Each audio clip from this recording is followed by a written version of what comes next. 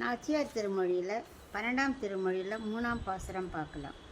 தந்தையும் தாயும் உற்றாரும் நிற்க தனி வழி போயினாள் என்னும் சொல்லு வந்த பின்னை பழிகாப்பரிது மாயவன் வந்து உரு காட்டுகின்றான். கொந்தளம் ஆக்கி பறக்கழித்து குறும்பு செய்வான் ஒரு மகனை பெற்ற நந்தகோபாலன் கடைத்தலைக்கே நள் இருட்கண் என்னை உய்த்திடுமின்.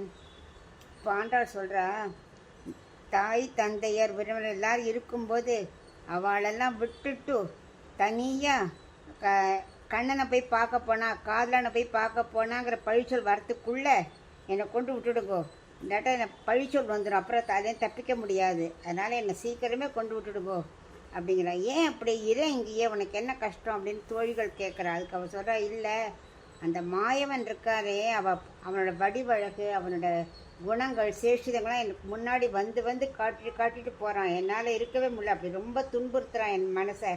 அப்படி குறும்பு செய்யும் பிள்ளையை பெற்றாரே நந்தகோபாலன், அவருடைய வீட்டு வாசலுக்கே என்னை ராத்திரி வேளையில் கொண்டு விட்டுடுங்கோ அப்படிங்கிறா.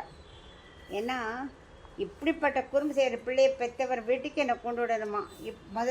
முதல் பாசனத்தில் என்ன சொன்னால், என்னை மதுராவில் கொண்டு விடுங்கோன்னா. ரெண்டாவது ஆயர்பாடியில் யசோதையோட ஊருக்கே என்னை கொண்டு விட்டுடுங்கோ அப்படின்னா. மூணாவது நந்தகோபாலன் வீட்டுக்கே என்னை ராத்திரி வேளையில் கொண்டு விட்டுடுங்கோ, என்னால் இங்கே இருக்கவே முடியாது அப்படின்னு நான் சொல்கிறேன்.